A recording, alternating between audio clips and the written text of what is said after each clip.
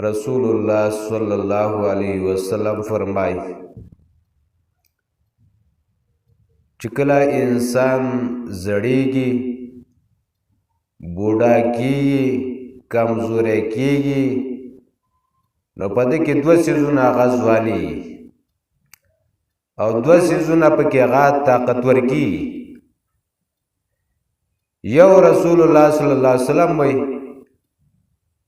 بوډا سړی چې کله بوډا شي نو یو د مال جمع کولو کې د حرص زیات شي چې دا ټوله دنیا مې راغونډه کړې، په پردو ځمکو دعوې، په پردو ذهنو دعوې، په پردو مالونو باندې دعوې، دا په دې کې دا یو طاقت دی. دا رسول الله صلی الله علیه وسلم فرمایي، بخاري شریف روایت دی.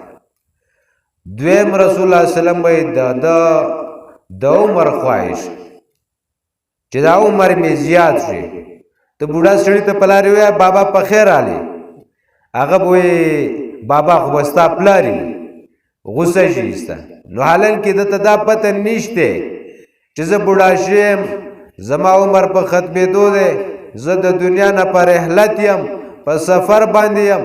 دا تپوس دنه دا غږ دی نه کوي، بلکې دی بوډا ومي و یاره زما دا عمر نور هم زیات وی زیات وی زیات وی. رسول الله صلی الله علیه وسلم وایي دا دوه څیزونه په دې کې ځوانېږي. هغه بهترین بوډا دی چې هغه بوډاتوب په حالت کې رسول الله صلی الله علیه وسلم وایي هغه د خپل د ژوند د آخرت د زندګۍ دپاره تیاری شروع کړي. داسې بوډاګانو نه الله پاک بیا راځي. عزتمندو مسلمانانو، څومره مشران سپینګیري دا خپل بقایا ژوند چې څومره پاتې دنیا په حرص کې، د دنیا په مالونو کې، د دنیا په لهو لعب کې، د پردو ځمکو نه، د پردو مالونو نه غیزان محفوظ وساتئ. او ورونو چې څومره دنه کېدی شي الله طرف ته توجه کوئ، د آخرت زندگی به انشاءالله ښه وي. ځکه دا زما او ستا نبی رسول الله صلی الله علیه وسلم فرمای چې دا دوه څیزونه په دې سپینګیري کې ځوانېږي. الله پاک دې موږ د دغه حالاتو نه دی الله محفوظ ساتي، او الله پاک دې زموږ بوډاتوب حالات الله دې د قرآن او د سنت په صحیح اعمالو باندې چې هغه تیر کړي. الله دې دنیا د حرص نه او د عمر د حرص نه دی الله حفاظت کړي. آمین کی.